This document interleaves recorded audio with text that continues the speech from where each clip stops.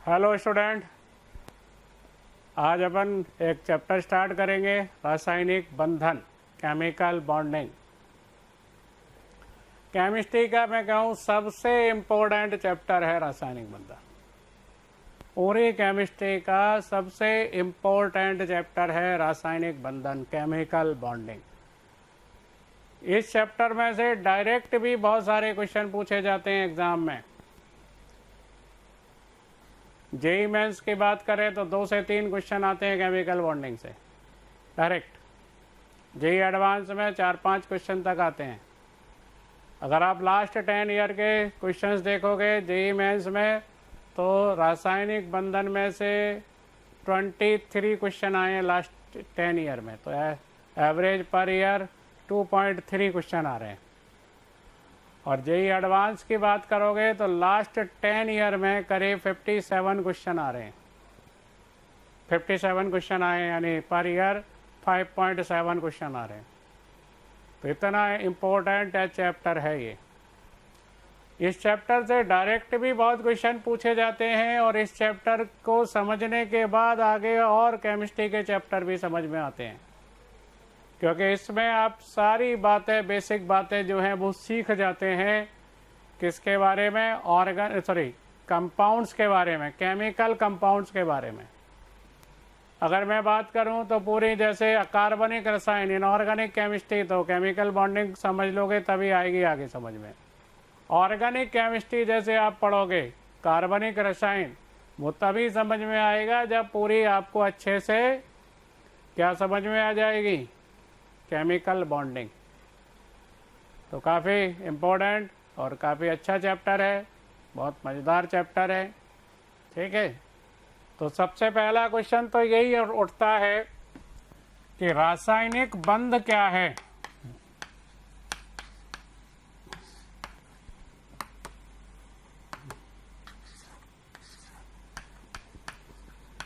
Chemical bond अपन किसे कहते हैं?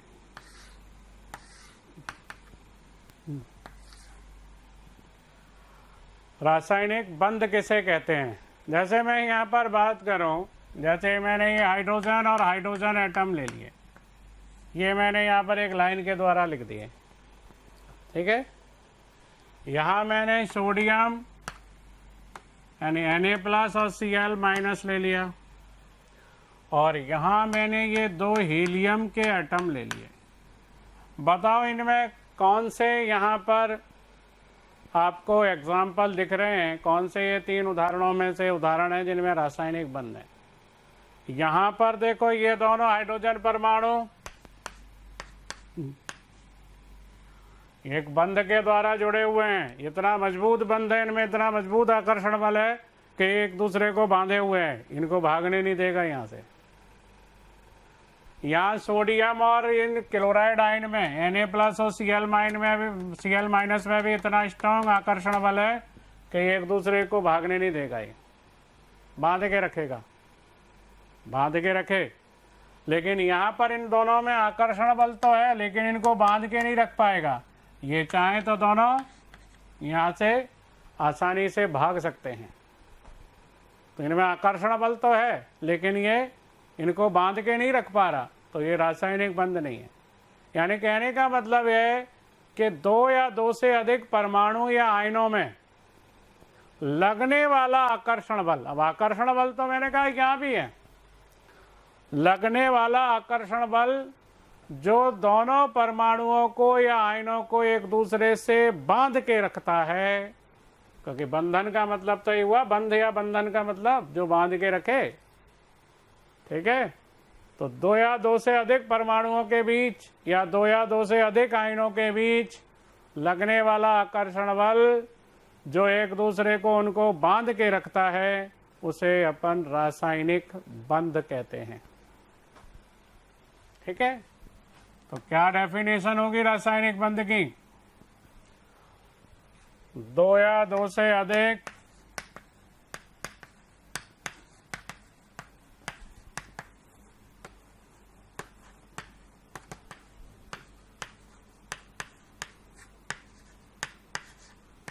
परमाणुओं, ठीक है, या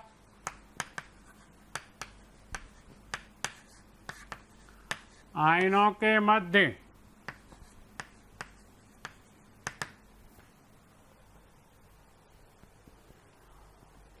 लगने वाला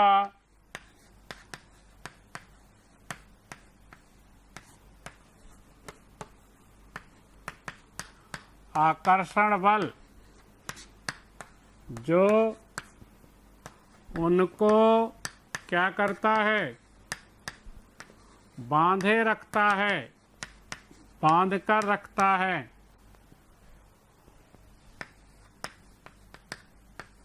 उसे रासायनिक बंध कहते हैं।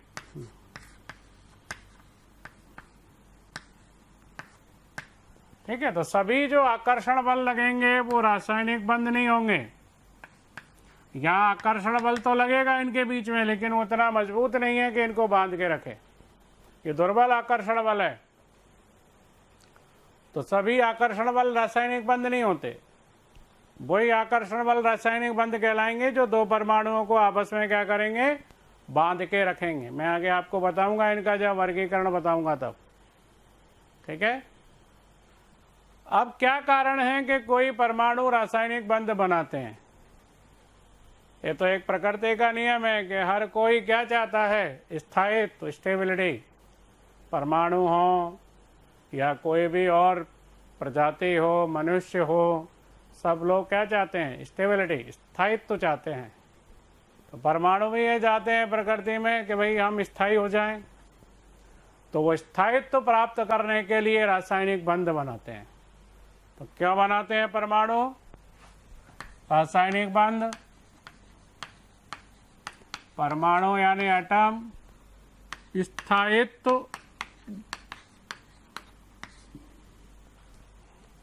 प्राप्त करने के लिए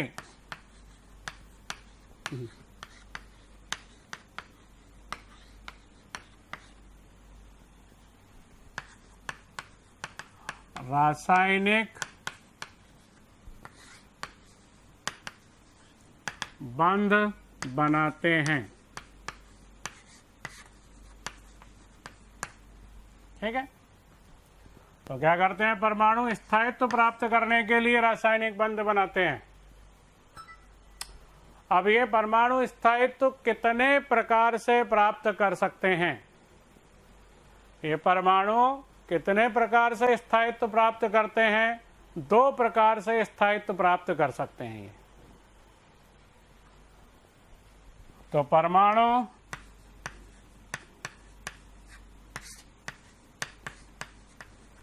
निम्न दो प्रकार से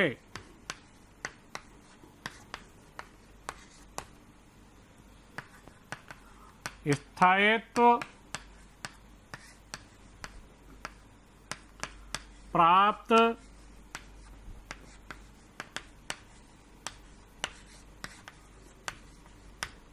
कर सकते हैं। पहला, मैंने अभी बताया था आपको कि स्थायित्व और ऊर्जा में क्या संबंध होता है। अगर किसी सिस्टम की ऊर्जा में कमी होती है तो उसका स्थायित्व क्या होता है, बढ़ता है। तो पहला तरीका स्थायित्व प्राप्त करने का, ऊर्जा को कम करके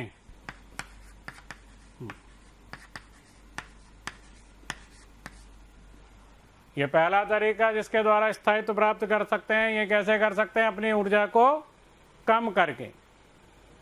ऊर्जा में अगर कमी होती है तो स्थायित्व बढ़ता है, ऊर्जा में वृद्धि होती है तो स्थायित्व घटता है। और दूसरा तरीका, अष्टक नियम का पालन करके। तो दो तरीके से स्थायित्व प्राप्त कर सकता है परमाणु। तो समझ में आया रासायनिक बंध है क्या? दो परमाणुओं के बीच या दो से अधिक परमाणु या आयनों के बीच लगने वाला आकर्षण बल क्या कहलाएगा? वो कहलाएगा रासायनिक बंध। इतना मजबूत आकर्षण बल होना चाहिए कि वो दोनों को क्या कर दे, उनको बांध के रख दे। क्यों बनाते हैं रासायनिक बंध? परमाणु स्थायित्व प्राप्त करने के लिए रासायनिक बंध बनाते हैं। और परमाणु दो प्रकार से स्थायित्व प्राप्त कर सकते हैं, ऊर्जा को कम करके और अष्टक नियम का पालन करके। तो पहले इन्हीं दोनों बातों को अपन डिटेल में विस्तार से डिस्कस करेंगे यहाँ। चलो नोट करो ये। तो पहले बात करें अपन ऊर्जा में और स्थायित्व में क्या संबंध है। स्टेबिलिटी में और ऊर्जा में स्थायित्व जो होगा ऊर्जा के व्युत्क्रमानुपाती होगा। स्टेबिलिटी एनर्जी के इनवर्सली होगी। ऊर्जा जितनी कम होगी किसी सिस्टम की, ठीक है, जैसे दो परमाणु रासायनिक बंध बना रहे हैं, तो रासायनिक बंध बनाने में वो जितनी ज्यादा ऊर्जा बाहर निकाल देंगे, बाहर निकलेगी तो उनकी ऊर्जा क्या होगी? कम हो जाएगी। कम हो जाएगी यानी स्थायित्व मिल जाएगा, स्थायित्व बढ़ जाएगा। तो स्थायित्व ऊर्जा के व्युत्क्रमानुपाती होगा और आकर्षण बल के समानुपाती होगा। स्थायित्व ऊर्जा के तो व्युत्क्रमानुपाती, ऊर्जा जितनी कम होगी स्टेबिलिटी उतनी ज्यादा होगी। जब और आकर्षण बल के समानुपाती, यानी आकर्षण बल और ऊर्जा में क्या संबंध होगा? आकर्षण बल अगर ज्यादा होगा तो ऊर्जा क्या होगी उसकी? कम होगी। यानी जितना अधिक आकर्षण बल लगेगा ऊर्जा में उतनी कमी आएगी, मतलब उतनी ज्यादा ऊर्जा वहां से बाहर निकलेगी। तो इसी को समझते हैं अपन। जैसे ये दो परमाणु है, ये नाभिक, ये इलेक्ट्रॉन, ये दूसरा परमाणु, इसका नाभिक, ये इलेक्ट्रॉन। ये दोनों परमाणु अगर बहुत ज्यादा दूर हैं, इनके बीच में बहुत ज्यादा डिस्टेंस है, तो ना तो कोई आकर्षण बल लगेगा ना कोई प्रतिकर्षण बल लगेगा, क्योंकि दूर है बहुत, तो आकर्षण बल और प्रतिकर्षण बल नहीं लगेगा। इसको कहते हैं डिस्टेंस ऑफ सेपरेशन। क्या कहते हैं? Distance of separation. अंग्रेजी में क्या कहेंगे? पृथक्करण दूरी। हिंदी में क्या कहेंगे? सॉरी, पृथक्करण दूरी। अंग्रेजी शब्द क्या है?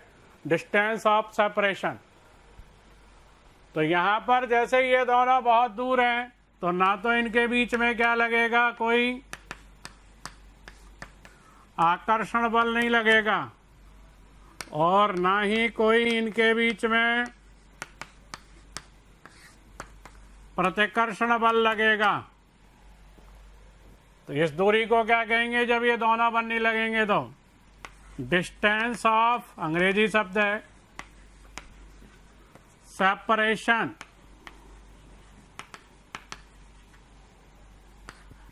क्या कहेंगे? ये पृथक्करण दूरी, डिस्टेंस ऑफ सेपरेशन, पृथक्करण दूरी। मतलब इतने दूर हैं, इतने पृथक हैं कि इनके बीच में कोई आकर्षण या प्रतिकर्षण बल नहीं लग रहा है। अब बंध बनाने के लिए क्या करना पड़ेगा? इनको एक दूसरे के पास आना पड़ेगा। बंध बनाने के लिए क्या करना पड़ेगा? इन दोनों को एक दूसरे के पास में आना पड़ेगा। जब ये पास आना स्टार्ट करते हैं तो सबसे पहले इनमें कौन सा बल लगना स्टार्ट होता है? आकर्षण बल। जैसे ये दो परमाणु हैं, मैं इनको थोड़ा पास लेके आऊं अगर,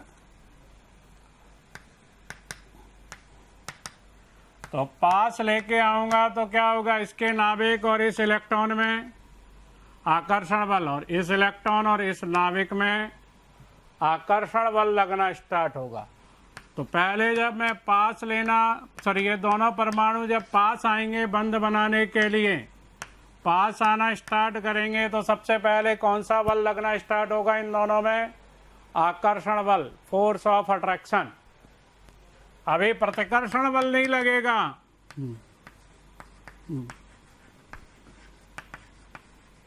हेलो स्टूडेंट, इतना प्यार देने के लिए हजारों स्टूडेंट हमारे वीडियो लेक्चर से लाभ उठा रहे हैं। हमारी डिस्क्रिप्शन में जो लिंक दी गई है उसको क्लिक करके आप अपना रजिस्ट्रेशन करा सकते हैं। और जिन स्टूडेंट को स्टडी मटेरियल और डाउट सॉल्विंग भी चाहिए तो वो उसी लिंक को क्लिक करके और प्रीमियम कोर्स के लिए अप्लाई कर सकते हैं।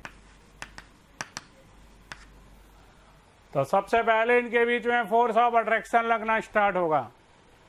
जब और पास लेके आओगे इन्हें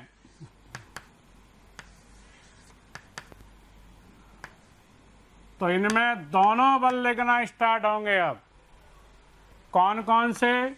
ये दोनों बल लगना स्टार्ट होंगे। एक तो फोर्स ऑफ अट्रैक्शन नाभिक और इलेक्ट्रॉन के बीच में, अट्रैक्शन फोर्स यानी आकर्षण बल लगना भी स्टार्ट होगा।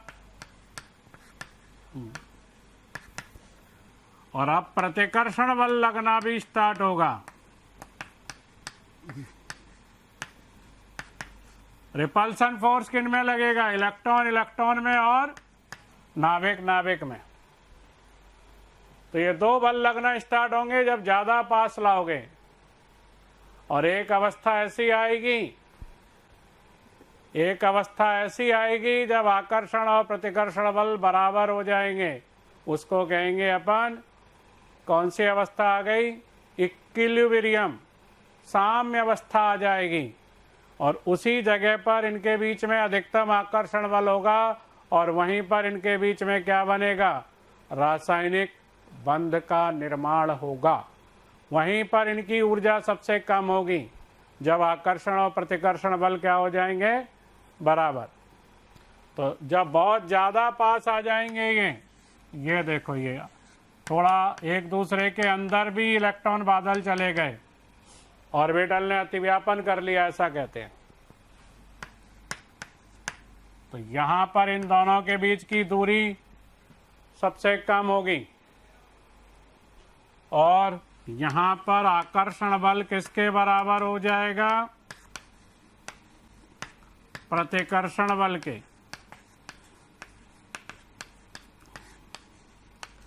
और यहीं पर इन दोनों के बीच में जो आकर्षण बल लगेगा, यहीं पर इनकी ऊर्जा सबसे कम होगी, यहीं पर सबसे ज्यादा स्थायित्व होगा और इसी जगह पर रासायनिक बंध का निर्माण हो जाएगा। इसके बाद अगर आप और पास लाते हो, और ज्यादा पास लेके आते हो, तो अब इनमें बहुत तेजी से, बहुत फास्ट रिपल्सन होगा, प्रतिकर्षण होगा और ऊर्जा सिस्टम की एक साथ बढ़ने लगेगी, तेजी से बढ़ने लगेगी। ठीक है। तो जैसे जैसे आकर्षण बल लगेगा, दूर है तो कोई आकर्षण प्रतिकर्षण बल नहीं है, ऊर्जा में परिवर्तन शून्य है। अपन परिवर्तन की बात करेंगे। कौन से ऊर्जा में परिवर्तन की? स्थितिज ऊर्जा में, पोटेंशियल एनर्जी में। तो बहुत दूर है, कोई आकर्षण या प्रतिकर्षण बल नहीं लग रहा। स्थितिज ऊर्जा में, पोटेंशियल एनर्जी में परिवर्तन शून्य। पास आना स्टार्ट हुए, आकर्षण बल लगना स्टार्ट हुआ। स्थितिज ऊर्जा में परिवर्तन देखें तो क्या होगा? स्थितिज ऊर्जा कम होगी। और पास आए तो प्रतिकर्षण बल लगना भी स्टार्ट हुआ। आकर्षण बल तो लग ही रहा है, लेकिन अभी भी आकर्षण बल ज्यादा है, इसलिए अभी भी स्थितिज ऊर्जा कम होती जाएगी। जब यहाँ पर और पास आएंगे तो आकर्षण बल और प्रतिकर्षण बल बराबर हो जाएंगे, ऊर्जा सबसे कम रह जाएगी और यहीं पर रासायनिक बंध का क्या हो जाएगा? निर्माण हो जाएगा। ये बात समझ में आ गई? इन सभी बातों को अपन एक डायग्राम के ऊपर बनाएंगे।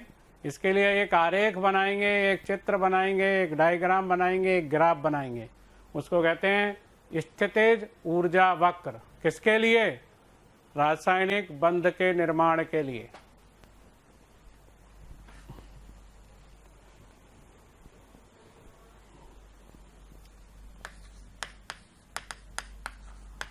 रासायनिक बंध के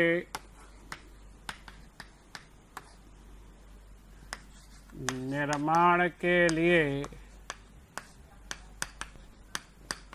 स्थितिज ऊर्जा वक्र।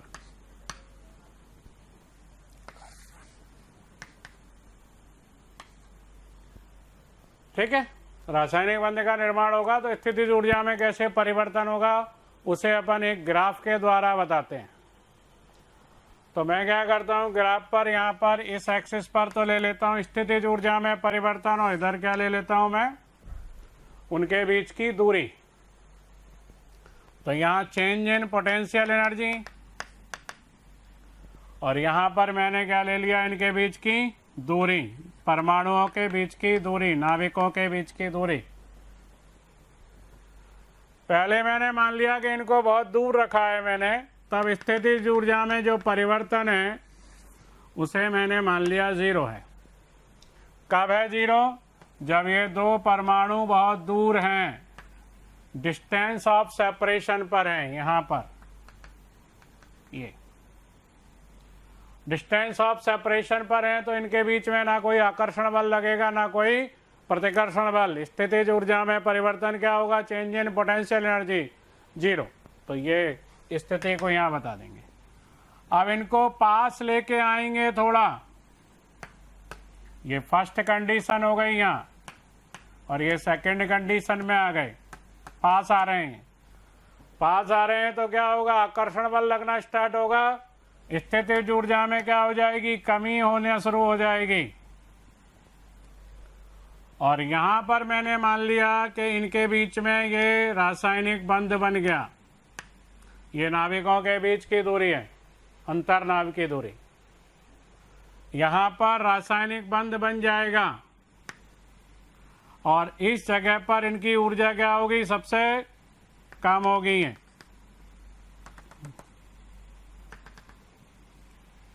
यहां पर तो ये डिस्टेंस ऑफ सेपरेशन पर है, स्थितिज ऊर्जा में परिवर्तन 0।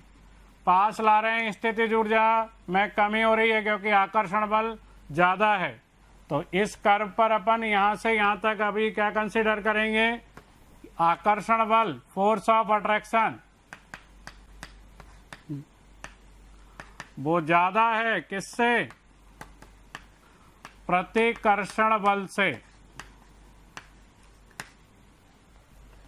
यहां पर ये दोनों परमाणु बहुत पास आ गए, स्थितिज ऊर्जा में जो परिवर्तन है वो अधिकतम है, स्थितिज ऊर्जा यहाँ पर सबसे कम हो गई। तो यहीं रासायनिक बंध का निर्माण होगा, और इस जगह पर ये साम्य में रहेंगे, साम्य की अवस्था कहलाएगी। और इस जगह पर क्या होगा, आकर्षण बल, अट्रैक्शन फोर्स किसके बराबर होगा, प्रतिकर्षण बल के बराबर होगा।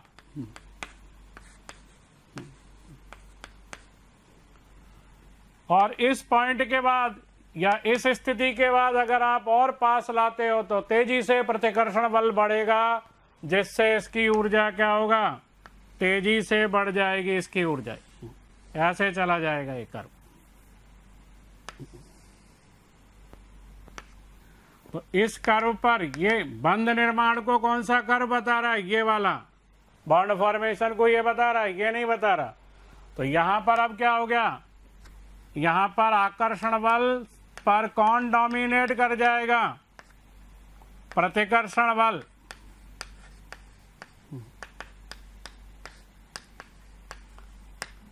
अच्छा, इन परमाणुओं को यहां से और यहां तक पहुंचने में इन्होंने कितनी ऊर्जा निकाल दी, ये इतनी ऊर्जा में कमी कर दी है। तो इतनी ऊर्जा इन्होंने बंध बनाने में, यहाँ बंध बन गया, बंध बनाने में इतनी ऊर्जा इन्होंने बाहर निकाल दी। इस ऊर्जा को क्या कहेंगे अपन, बंध ऊर्जा, बॉन्ड एनर्जी। बंध बनाने के लिए इतनी ऊर्जा की जरूरत पड़ी। अब इन परमाणुओं को अगर अलग करना चाहें, सेपरेट करना चाहें, तो इतनी ऊर्जा देनी पड़ेगी। तो जितनी ऊर्जा बंध बनाने में निकली है, उत्सर्जित हुई है, वो तो बंध ऊर्जा, दो परमाणुओं के बीच रासायनिक बंध बनाने में जितनी ऊर्जा बाहर निकलती है वो बंध ऊर्जा। और दोनों को अलग करना हो, बंध को तोड़ना हो तो इतनी ही ऊर्जा देनी पड़ेगी, तो उसे बंध वियोजन ऊर्जा कहते हैं। बंध ऊर्जा, बंध वियोजन ऊर्जा का संख्यात्मक मान, मैथमेटिकल वैल्यू, मैग्नीट्यूड बराबर होता है, साइन अलग हो जाता है, चिन्ह अलग हो जाता है। जब ऊर्जा निकलती है, उत्सर्जित होती है, ऊष्माक्षेपी होता है प्रक्रम, तो डेल्टा एच। एंथैल्पी में या ऊर्जा परिवर्तन का साइन क्या होता है, नेगेटिव, और जब अवशोषित होती है तो पॉजिटिव। तो बंध को तोड़ने में, बंध को बनाने में बराबर ऊर्जा लगती है। यहां पर पहुंचने में इनके बीच की दूरी कितनी रहेगी, इतनी दूरी रह जाएगी। नाविकों के बीच की दूरी, दो नाविकों के बीच की दूरी को क्या कहते हैं, उसकी बंध लंबाई, बॉन्ड लेंथ। तो यहां से यहां तक की जो दूरी है वो क्या कहलाएगी, इसको कहेंगे बॉन्ड लेंथ, बंध लंबाई या अबंध लंबाई, और ये बंध ऊर्जा। और यहां के बाद प्रतिकर्षण शुरू हो गया तो ऊर्जा तेजी से बढ़ गई। तो ऊर्जा में परिवर्तन कैसे होगा बंध निर्माण में, ये समझ में आ गया। जब दो परमाणु दूर होंगे तो अस्थितिज ऊर्जा में परिवर्तन शून्य, यहाँ बता रहे हैं। इस स्थिति से पास लाना स्टार्ट करेंगे, आकर्षण बल लगेगा, ऊर्जा कम होती जाएगी, कम होती जाएगी। यहाँ पर क्या होगा, आकर्षण और प्रतिकर्षण बल बराबर हो जाएंगे, साम्य की स्थिति आ जाएगी। जो परमाणु है उनकी ऊर्जा सबसे कम रहेगी और यहीं पर बंध का निर्माण होगा। यहाँ तक पहुँचने में इतनी ऊर्जा बाहर निकल जाएगी, ये बंध ऊर्जा। नाविकों के बीच की दूरी इतनी रह जाएगी, ये बंध लंबाई। इस बिंदु के बाद अगर आप और पास लाते हो तो तेजी से प्रतिकर्षण बल लगेगा और ऊर्जा बढ़ने लगेगी। ये स्थितिज ऊर्जा वक्र है, किसके लिए, रासायनिक बंध के निर्माण के लिए। तो इस वक्र पर बताया है कि अगर आकर्षण बल लगेगा ज़्यादा तो ऊर्जा में कमी होगी, और ऊर्जा में कमी से ही स्थायित्व मिलेगा, बंध का निर्माण होगा। मैं एक यहाँ पर क्वेश्चन दे रहा हूँ आपको। मैंने यहाँ पर एक वक्र बना दिया, वही किसके बीच में, डिस्टेंस, किसके बीच में, नाविकों के बीच की दूरी, अंतर्नाविकीय दूरी, और पोटेंशियल एनर्जी में परिवर्तन। ये मैंने मान लिया यहाँ 0 है। एक वक्र तो मैंने बना दिया ये, और एक वक्र बना दिया मैंने कुछ ये दो कर्व बना दिए मैंने। ये इसको मैं कर्व फर्स्ट कह देता हूं, ये सेकंड, ठीक है। अब इन दोनों कर्व में मुझे बताना है आपको कि कौन सा कर्व फ्लोरीन के निर्माण को बता रहा है और कौन सा कर्व हाइड्रोजन अणु के निर्माण को बता रहा है। तो प्रश्न आपसे यह है कि कर्व फर्स्ट हाइड्रोजन अणु के निर्माण को प्रदर्शित करता है,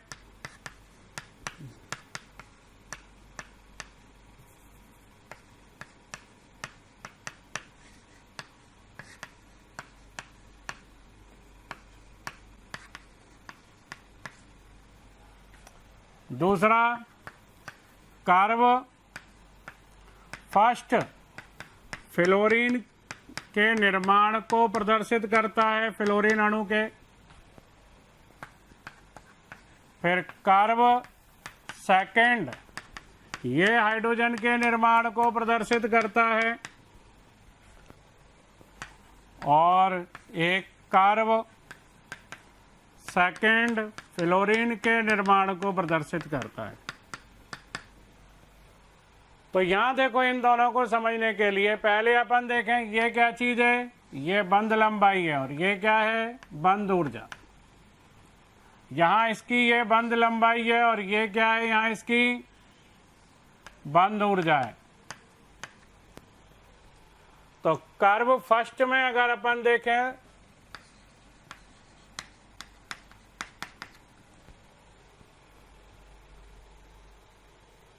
बंध लंबाई को देखें अगर अपन, बॉन्ड लेंथ,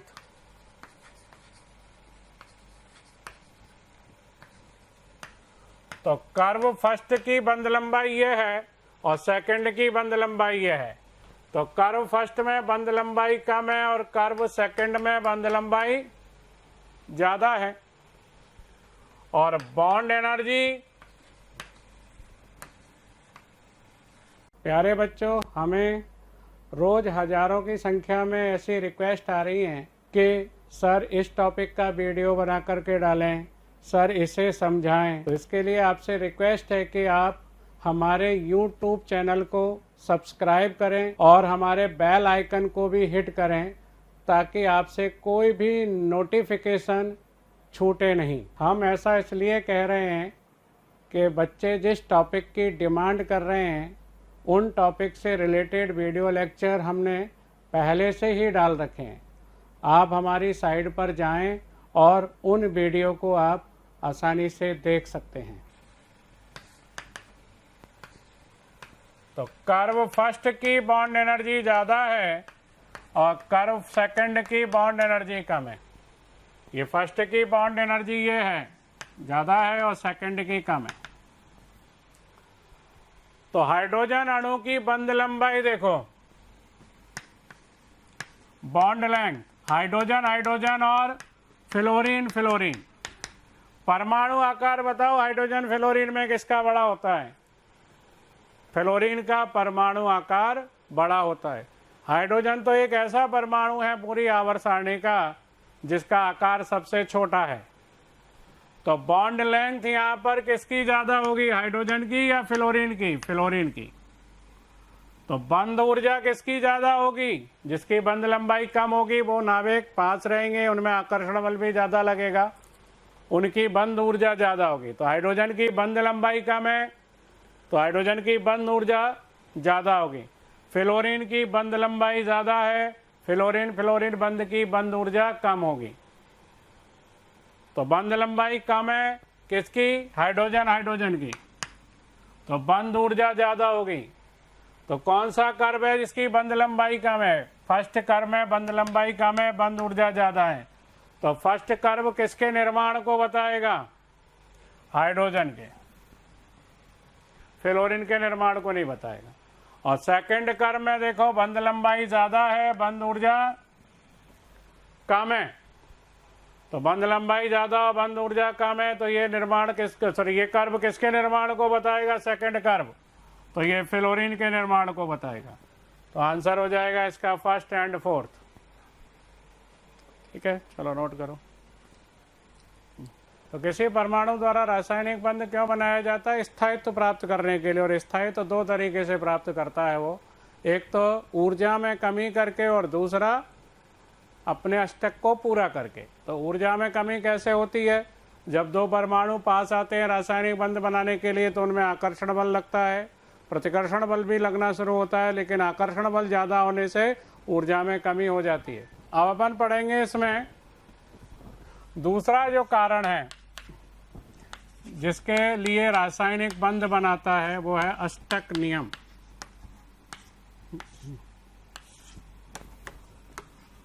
ऑक्टेट रूल। इसको अक्रिय गैस नियम भी कह सकते हो।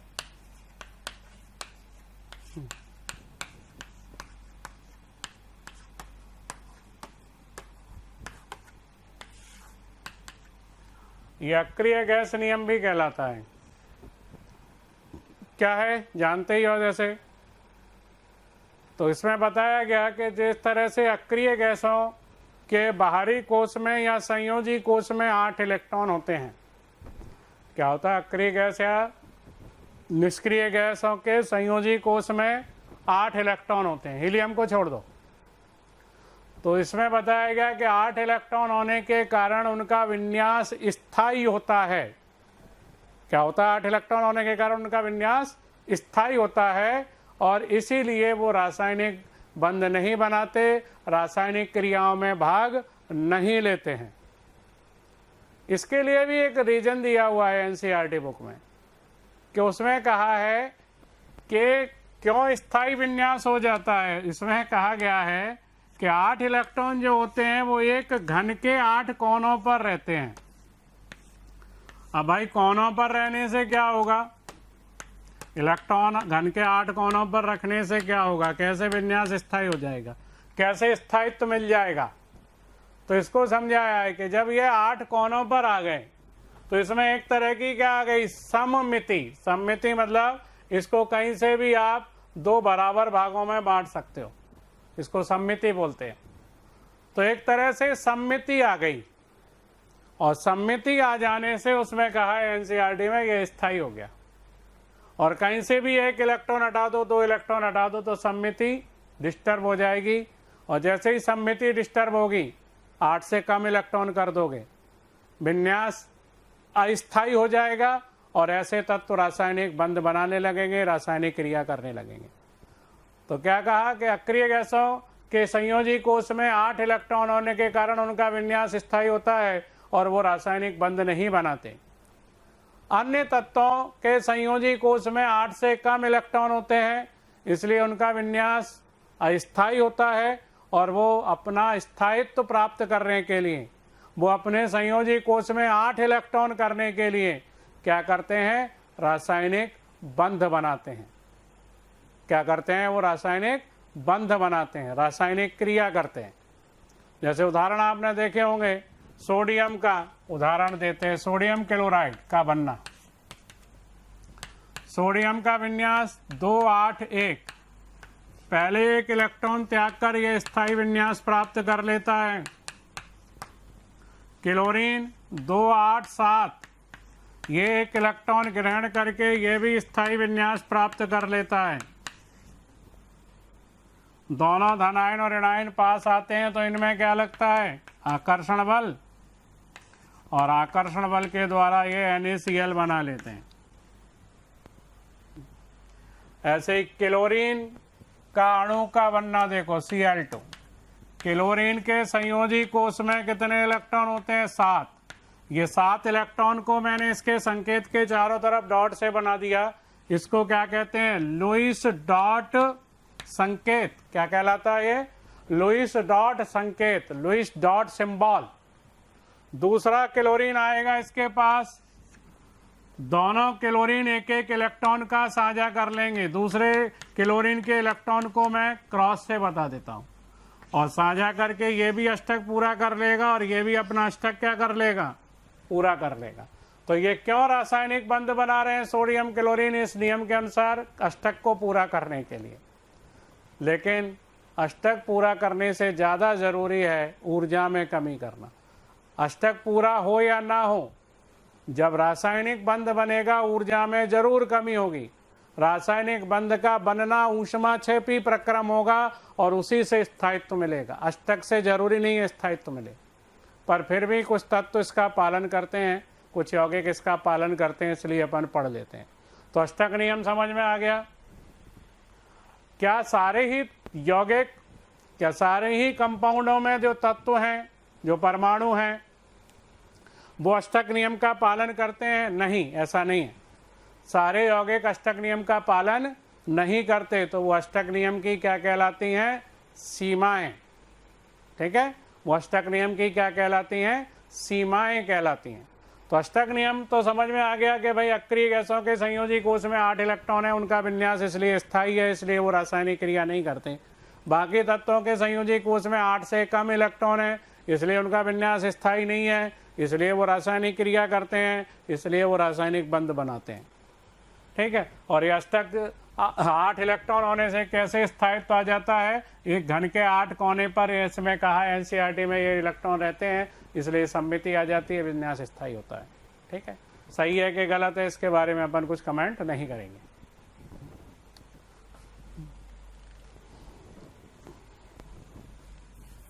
पहले एक चीज और बताते हैं आपको, लुईस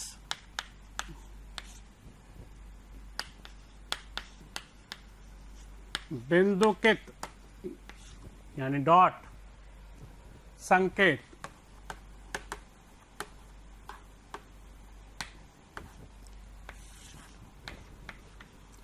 लुईस डॉट सिंबल किसे कहते हैं? लुईस डॉट सिंबल, लुईस बिंदुकित संकेत। जब किसी तत्व के संयोजी इलेक्ट्रॉनों को संयोजी कोश के बाहरी कोश के इलेक्ट्रॉनों को उसके संकेत के चारों ओर डॉट के द्वारा दर्शाया जाता है, लिख दिया जाता है, उसे लुईस डॉट सिंबल कहते हैं।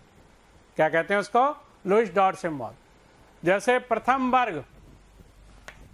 वर्ग के तत्वों के संयोजी कोश में कितने इलेक्ट्रॉन होते हैं? केवल एक इलेक्ट्रॉन होता है इनके संयोजी कोश में। इसको अगर अपन इसके संकेत पे डॉट के द्वारा बता दें तो ये क्या कहलाएगा? Lewis dot symbol. द्वितीय वर्ग के तत्वों के संयोजी कोश में 2 इलेक्ट्रॉन होते हैं, तो इनको अगर इनके संकेत पर डॉट के द्वारा बता दिया जाए तो ये लुईस डॉट क्या कहलाएगा? सिंबल। कहीं भी बता सकते हो आप, यहाँ जहां भी चाहो। तृतीय वर्ग के संयोजी कोश में कितने इलेक्ट्रॉन होते हैं? 3। और इसको अगर इनके संकेत के चारों तरफ बना दिया जाए तो ये लुईस डॉट क्या कहलाएगा? सिंबल। इसको लुईस डॉट सिंबल कहेंगे।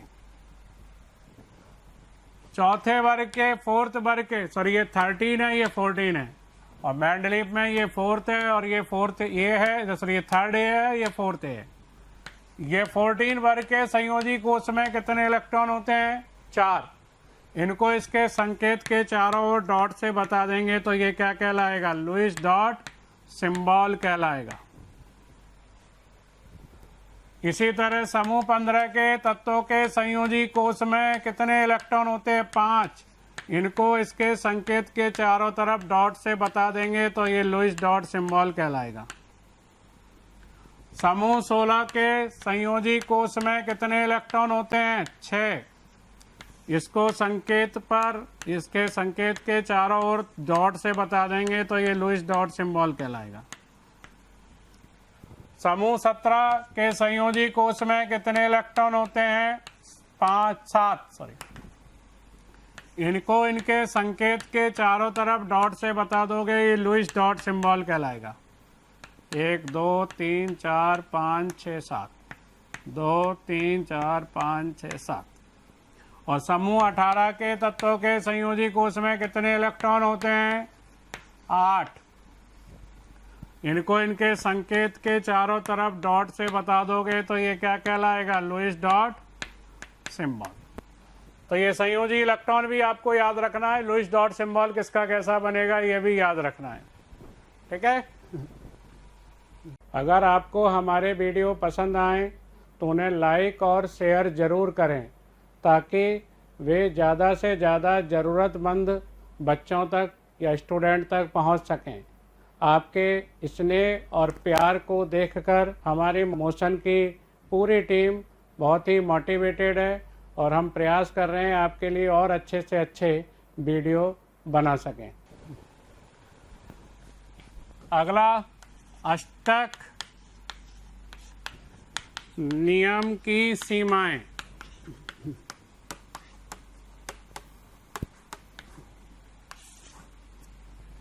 लिमिटेशन ऑफ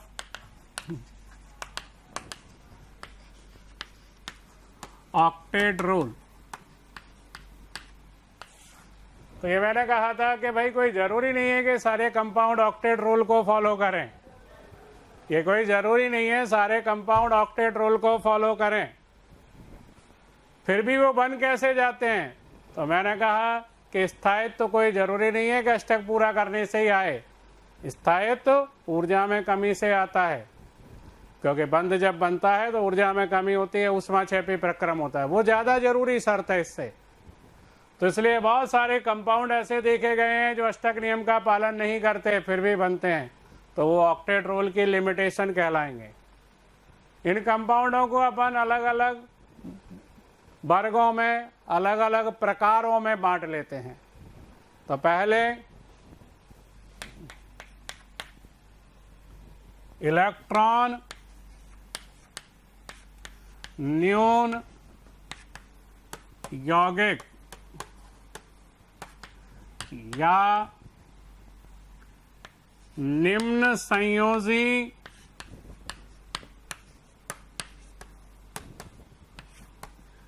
यौगिक।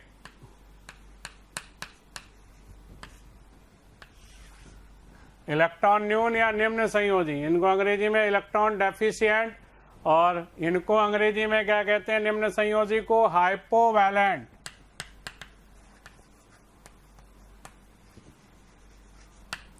हाइपोवैलेंट कंपाउंड किनको कहते हैं, हाइपोवैलेंट या निम्न संयोजी? ऐसे यौगिक जिनमें किसी परमाणु के या किसी परमाणु से केंद्रीय परमाणु जानते हो कौन सा होता है किसी कंपाउंड में? केंद्रीय परमाणु वह होता है जो कम संख्या में होता है, कम ऋण विद्युतीय होता है, ज्यादा बंध बनाता है। जैसे BF3 में बताओ केंद्रीय परमाणु कौन होगा? बोरॉन। CO2 में कार्बन, CO3 दो ऋणायन में कार्बन, NH3 में नाइट्रोजन। नाइट्रोजन ज्यादा ऋण विद्युतीय है फिर भी केंद्रीय परमाणु है। हाइड्रोजन और फ्लोरीन कभी भी केंद्रीय परमाणु नहीं होते हैं। कारण? क्योंकि हाइड्रोजन और फ्लोरीन एक से ज्यादा बंध नहीं बना पाते। केंद्र में कौन आएगा, सेंटर में कौन आएगा जो एक से ज्यादा बंध बना पाएगा? वही केंद्रीय परमाणु होगा। तो ऐसे यौगिक जिनमें केंद्रीय परमाणु के संयोजी कोश में 8 से कम इलेक्ट्रॉन होते हैं उन्हें कहते हैं अपन इलेक्ट्रॉन न्यून यौगिक, निम्न संयोजी यौगिक या हाइपोवैलेंट। पहचानेंगे कैसे कि कौन हाइपोवैलेंट है?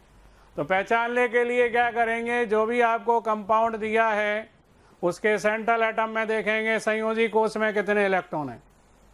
सपोज करें 2 हैं और 2 इलेक्ट्रॉन है, 2 का साझा करके 2 बंध बना लिए। साझे के इलेक्ट्रॉन दोनों में गिने जाते हैं।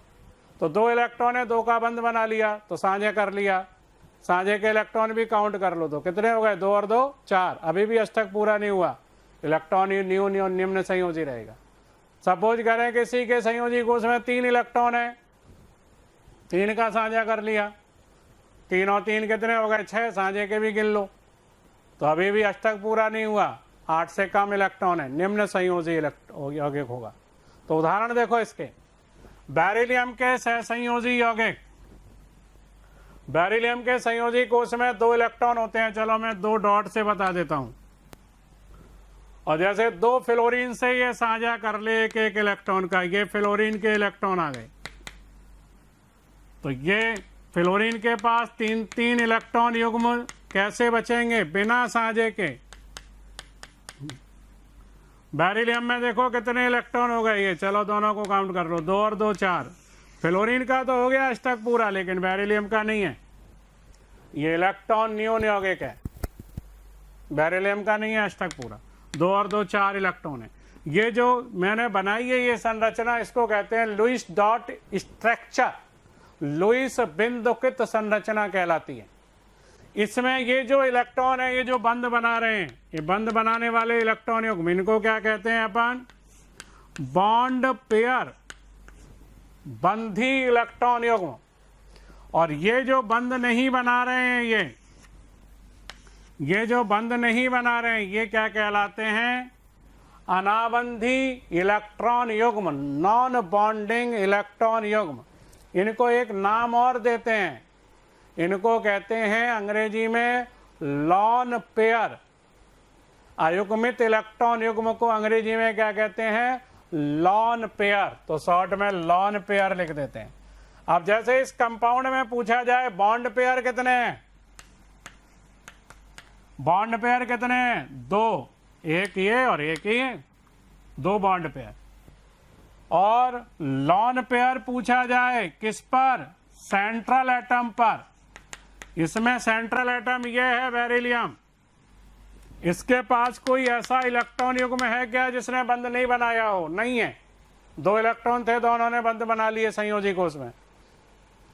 अब कोई नहीं है ऐसा इलेक्ट्रॉन युग्म जिसने बंध नहीं बनाया हो, तो लॉन पेयर सेंट्रल एटम पर 0। और कुल lone pair, total lone pair इसके पास कितने होंगे? 1 2 3, इस फ्लोरीन पर 3, 1 2 3, इस फ्लोरीन पर भी 3, 3 और 3 6, टोटल लॉन पेयर 6 होंगे इसके पास। तो ये कैसा होगा? बेरिलियम का फ्लोराइड BF2 इलेक्ट्रॉन न्यून यौगिक होगा। बेरिलियम के सारे हैलाइड इलेक्ट्रॉन न्यून यौगिक होंगे इसी तरह, BeCl2, BeBr2 और BeI2। बेरिलियम के संयोजी कोष में सब में 2 इलेक्ट्रॉन है, 2 का साझा करेगा, 4 इलेक्ट्रॉन हो पाएंगे। अभी भी अष्टक पूरा नहीं है। बोरॉन के यौगिक देखो, बोरॉन के सभी यौगिक इलेक्ट्रॉन न्यून होते हैं। सभी यौगिकों में बोरॉन का अष्टक अपूर्ण रहता है, 8 से कम इलेक्ट्रॉन होते हैं। बोरॉन के संयोजी कोष में 3 इलेक्ट्रॉन होते हैं। अब आप कोई भी कंपाउंड ले लो, कोई भी एलिमेंट ले लो, कोई भी परमाणु ले लो दूसरा, उसके साथ बंध बना दो तो ये एक एक इलेक्ट्रॉन का साझा कर लेगा। जैसे क्लोरीन ले लिया आपने, 3 क्लोरीन के साथ एक एक इलेक्ट्रॉन का साझा करा दिया। क्लोरीन के संयोजी कोष में 7 होते हैं, 1 इलेक्ट्रॉन का साझा कर लिया। ये 7 इलेक्ट्रॉन होते हैं, 3 अनाबंधी इलेक्ट्रॉनों को बच गए। तो बोरॉन के संयोजी कोष में देखो यहाँ कितने इलेक्ट्रॉन हुए, 6। क्लोरीन का तो हो गया अष्टक पूरा, इस क्लोरीन का भी हो गया अष्टक पूरा, इस क्लोरीन का भी हो गया, लेकिन बोरॉन का नहीं हुआ। 2, 4, 2, 6 इलेक्ट्रॉन है, तो ये बोरॉन का अष्टक पूरा नहीं हुआ, इसलिए ये इलेक्ट्रॉन न्यून या निम्न संयोजी हो। Bond pair 1, 2, 3। लॉन पेयर किस पर? सेंट्रल एटम पर 0, कोई लॉन पेयर नहीं है इस पर। ये तीनों बॉन्ड पेयर हैं। और 1, 2, 3, 4, 5, 6, 7, 8, 9 टोटल लॉन पेयर कितने हैं? टोटल लॉन पेयर हैं इस पर 9। तो बोरॉन के सारे यौगिक इलेक्ट्रॉन न्यून होंगे, निम्न संयोजी होंगे, अष्टक नियम का पालन नहीं करेंगे। कोई भी लिख दो आप, BF3 लिख दो, B2H6 लिख दो, BH3 लिख दो, H3BO3 लिख दो। सारे यौगिक बोरॉन के कैसे होंगे? इलेक्ट्रॉन न्यून, निम्न संयोजी।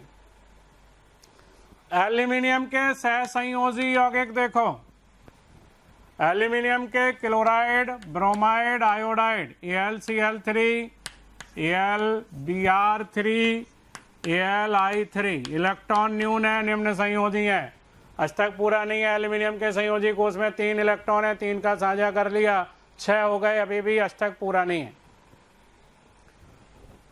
तो ये तीनों इलेक्ट्रॉन न्यून और निम्न संयोजी यौगिक हैं, अष्टक नियम का पालन नहीं कर रहे हैं। लेकिन AlF3 ये अष्टक नियम का पालन करता है।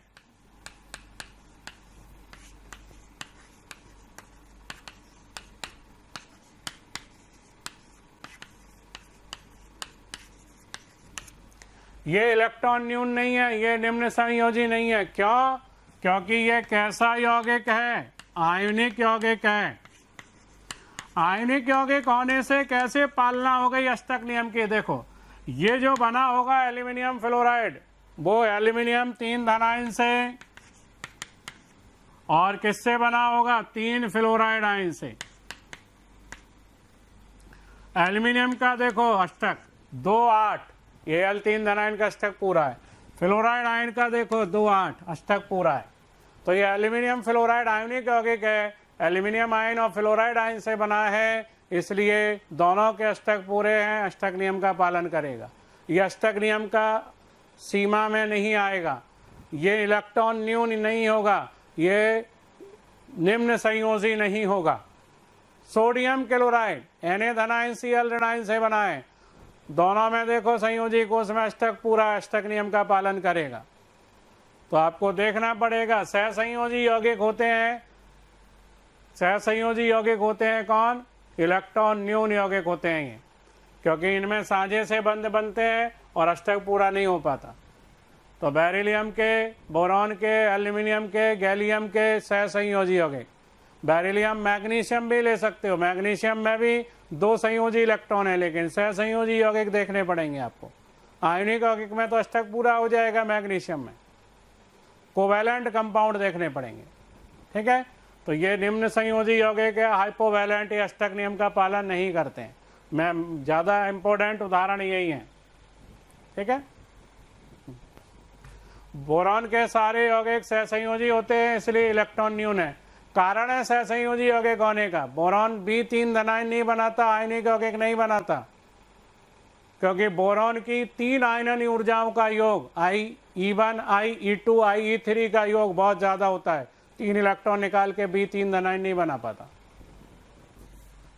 यहां एक बात और बताते हैं, बोरॉन के सभी यौगिक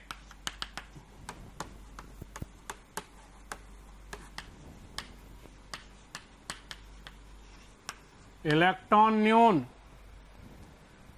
एवं लुईस अम्ल होते हैं।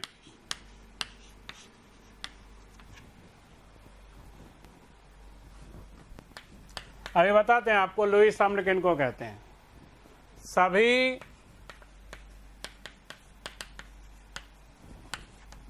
इलेक्ट्रॉन न्यून यौगिक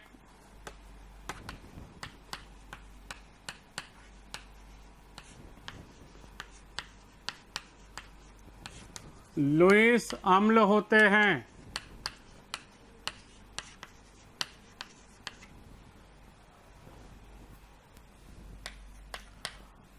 लेकिन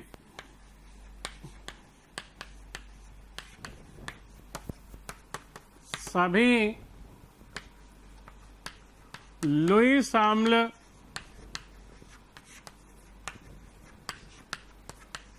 इलेक्ट्रॉन न्यून नहीं होते हैं।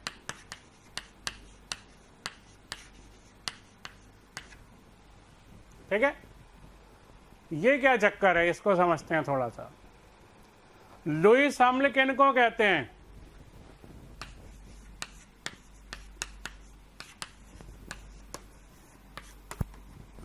लुईस अम्ल ऐसे यौगिक होते हैं, लुईस अम्ल ऐसे परमाणु होते हैं, लुईस अम्ल ऐसे आयन होते हैं जो किसी देने वाले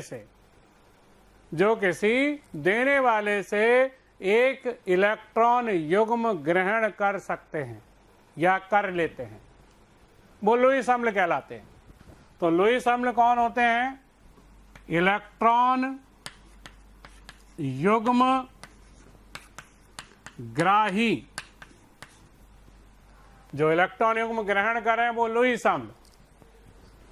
और लुईस क्षार कौन होते हैं? डिटेल में बाद में पढ़ेंगे लुईस अम्ल क्षार, जब भी मौका मिलेगा। इलेक्ट्रॉन, अभी तो थोड़ा इसके बारे में जो मैंने लिखा है इसको अपन थोड़ा समझ लेते हैं। इलेक्ट्रॉन युग्म कौन होते हैं? ये दाता, डोनर। लुईस अम्ल के बारे में भी पूरी बात तो नहीं करेंगे, पूरा मैं सभी लुईस अम्लों के बारे में तो नहीं बताऊंगा, लेकिन धनायन, सारे धनायन इलेक्ट्रॉन लेने की कोशिश करेंगे, ये बात तो ठीक है, समझ में आती है। तो सारे धनायन लुईस अम्ल होंगे और सारे ऋणायन क्या होंगे? लुईस क्षार होंगे। धनायन और ऋणायन तो क्लियर हो गए। धनायन लुईस अम्ल, क्योंकि धनायन पर इलेक्ट्रॉन की कमी है, कोई देने वाला मिल जाएगा, इलेक्ट्रॉन युग्म ले लेंगे। ऋणायन, इलेक्ट्रॉन अधिक हैं, इलेक्ट्रॉन की अधिकता है, इलेक्ट्रॉन देने की कोशिश करेंगे। लेकिन ऐसे उदासीन अणु देखने पड़ेंगे अपन को। उदासीन अणु इलेक्ट्रॉन दे भी सकते हैं, इलेक्ट्रॉन ले भी सकते हैं। तो जैसे मैंने अभी आपको एक लॉन पेयर वाली बात बताई थी, लॉन पेयर यानी ऐसे इलेक्ट्रॉन युग्म जो बंध बनाने में भाग नहीं लेते, अनाबंधी इलेक्ट्रॉन युग्म। तो ऐसे उदासीन अणु जिनके पास क्या रहते हैं? अनाबंधी इलेक्ट्रॉन युग्म रहते हैं, वो लुईस क्षार का काम करते हैं। जैसे कुछ उदाहरण ले लो। अमोनिया, नाइट्रोजन के संयोजी कोश में कितने इलेक्ट्रॉन है? 5। ये 3 हाइड्रोजन के साथ एक एक इलेक्ट्रॉन का साझा करके 3 बंध बना लेगा, एक लॉन पेयर बच गया, लुईस क्षार की तरह काम करेगा। ऑक्सीजन के पास संयोजी कोश में कितने इलेक्ट्रॉन हैं? ये इसके पास 6 इलेक्ट्रॉन हैं। 2 हाइड्रोजन के साथ एक एक इलेक्ट्रॉन का साझा करा दो, ये 2 बंध बना दिए, ये बंधी इलेक्ट्रॉन है, 2 लॉन पेयर। लुईस क्षार का काम करेगा ये। तो ऐसे उदासीन अणु PH3 5 इलेक्ट्रॉन होते हैं संयोजी कोष में, एक एक इलेक्ट्रॉन का साझा करा दो 3 हाइड्रोजन के साथ, ये लॉन पेयर बच गया, ये लुईस क्षार का काम करेगा। तो लुईस क्षार कौन होंगे? एक तो ऋणायन और एक ऐसे उदासीन अणु जिनके पास कम से कम एक लॉन पेयर हो, कम से कम एक अनाबंधी इलेक्ट्रॉन युग्म हो, इसको ये दे देते हैं। लुईस अम्ल कौन होंगे? इलेक्ट्रॉन युग्म ग्राही। तो एक तो सभी धनायन हो गए लुईस अम्ल, क्योंकि वो इलेक्ट्रॉन ग्रहण करने की कोशिश करेंगे। और ऐसे उदासीन अणु, ये कोई जरूरी नहीं है कि अष्टक पूरा हो कि नहीं हो, इलेक्ट्रॉन न्यून होना कोई जरूरी नहीं है। ऐसे उदासीन अणु जिनके संयोजी कोष में रिक्त कक्षक हो और वे अधिक ऋण विद्युतीय परमाणु के साथ जुड़े हों, तो ऐसे उदासीन अणु भी लुईस अम्ल की तरह काम करने लगते हैं। कैसे अणु? जिनमें केंद्रीय परमाणु के पास कम से कम एक रिक्त कक्षक हो, कोई भी हो सकता है वो रिक्त कक्षक, P हो सकता है, D हो सकता है, और किससे जुड़े होने चाहिए? अधिक ऋण विद्युतीय परमाणु से। क्या होगा? अधिक ऋण विद्युतीय परमाणु से जुड़े हैं। जैसे मैं आपको एक उदाहरण दूं, 2 उदाहरण देता हूं, SiF4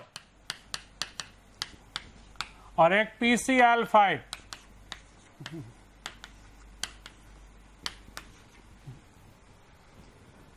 ये 2 उदाहरण दिए मैंने। इसमें देखो सिलिकॉन का अष्टक तो पूरा है, 2 4 6 8 इलेक्ट्रॉन है सिलिकॉन के पास, और इसमें तो अष्टक से भी ज्यादा इलेक्ट्रॉन है, अष्टक का प्रसार है, 2 4 6 8 10 इलेक्ट्रॉन है इसके पास, इसको कहते हैं अष्टक का प्रसार। तो अष्टक तो इसका पूरा है, इसमें अष्टक का प्रसार है, फिर भी ये दोनों लुईस अम्ल हैं। कारण ये 4 फ्लोरीन से जुड़ा हुआ है, फ्लोरीन इस पे इलेक्ट्रॉन की क्या कर देंगे? कमी। इस पे फ्लोरीन ने इलेक्ट्रॉन की कमी कर दी। अब अगर कोई इलेक्ट्रॉन देने वाला मिले तो ये ले लेगा उससे इलेक्ट्रॉन, लेकिन इलेक्ट्रॉन लेने के लिए उसको रखने की जगह तो चाहिए, यानी रिक्त डी कक्षक तो चाहिए। तो देखें इसके पास डी कक्षक है क्या? जैसे ये सिलिकॉन, सिलिकॉन में बाहरी कोष या संयोजी कोष कौन सा होता है? 3rd नंबर का। इसमें एक एक इलेक्ट्रॉन है, ये 3s2 था, लेकिन एक इलेक्ट्रॉन उत्तेजित होकर चला जाता है बंध बनाने के लिए। और ये 3d ऑर्बिटल है, 3d तो कैसे हैं इसके पास? ये 3d ऑर्बिटल खाली हैं, 4 फ्लोरीन ने आकर के यहाँ बंध बना लिए इसके साथ, ये तो पूरे भर गए। कौन से? इसके ये कक्षक SO_P तो पूरे भर गए, ये अष्टक पूरा हो गया, अष्टक नियम का पालन कर रहा है। लेकिन अभी डी कक्षक तो खाली है इसके पास, तो ये 4 फ्लोरीन इस पे इलेक्ट्रॉन खींच के कमी कर देंगे इलेक्ट्रॉन की। तो अगर कोई देने वाला मिलेगा उससे इलेक्ट्रॉन क्या करेगा? ये अभी भी ले लेगा, भले अष्टक पूरा है। तो ये इलेक्ट्रॉन न्यून यौगिक नहीं है, लेकिन लुईस अम्ल है। ये इलेक्ट्रॉन न्यून नहीं है, फिर भी लुईस अम्ल है। क्यों है? क्योंकि फ्लोरीन ने कमी कर दी और इसके पास खाली डी कक्षक है। इसी तरह ये क्लोरीन इस फास्फोरस पे इलेक्ट्रॉन की कमी कर देंगे, 5 फ्लोरीन से जुड़ा हुआ है फास्फोरस। अष्टक का तो प्रसार है, 2 4 6 8 10 इलेक्ट्रॉन है, लेकिन फास्फोरस में भी देखोगे इसी तरह आप, तो इसके बाहरी कोष में 3rd नंबर का रहता है, 3s 3p 3d। 5 बंध बनाएगा तो एक s 3p और एक d बना लेगा। 5 बंध बनाने के लिए 5 ऑर्बिटल चाहिए ना, तो एक s 3p और एक d। तो अभी भी 4 d ऑर्बिटल खाली रहेंगे इसके पास। तो अगर कोई लॉन पेयर देने वाला मिलेगा उससे ये लॉन पेयर ले लेगा, लुईस अम्ल की तरह काम करेगा। तो जैसे मैंने कहा कि बोरॉन के सभी यौगिक, ये तो समझ में आ गया, सहसंयोजी बनाता है इसलिए इलेक्ट्रॉन न्यून है, और इलेक्ट्रॉन न्यून यौगिक तो सारे ही लुईस अम्ल होंगे ही, क्योंकि इलेक्ट्रॉन न्यून में तो इलेक्ट्रॉन की कमी है, कोई रिक्त कक्षक उनके पास रहेगा ही रहेगा। कोई लॉन पेयर देने वाला मिल गया तो उससे इलेक्ट्रॉन ले लेंगे। तो इलेक्ट्रॉन न्यून यौगिक जितने भी हैं वो तो सारे लुईस अम्ल होंगे, उसमें तो कुछ देखना ही नहीं है। तो इसमें मैंने कहा कि सभी इलेक्ट्रॉन न्यून यौगिक लुईस अम्ल होते हैं। लेकिन ये 2 उदाहरण मैंने आपको दिए, ये दोनों इलेक्ट्रॉन न्यून नहीं है, दोनों इलेक्ट्रॉन न्यून नहीं है, एक में अष्टक पूरा है, एक में अष्टक का प्रसार है, लेकिन ये अधिक ऋण विद्युतीय परमाणु से जुड़े, इनने कमी कर दी इनके पास इलेक्ट्रॉन की, और इनके पास रिक्त कक्षक हैं, इसलिए ये लुईस अम्ल की तरह काम करेंगे। तो ये कहा था मैंने कि सभी इलेक्ट्रॉन न्यून यौगिक तो लुईस अम्ल होते हैं, लेकिन सभी लुईस अम्ल इलेक्ट्रॉन न्यून नहीं होंगे, ये जरूरी नहीं है। क्लियर है? चलो ठीक है बच्चों, जो आप लेक्चर देख रहे हैं, पूरा टॉपिक पढ़ना चाहते हैं, या हम जो यहाँ पर पढ़ाते हैं वो आप पढ़ना चाहते हैं, तो आप हमें 18002121 799 पर कॉल कर सकते हैं।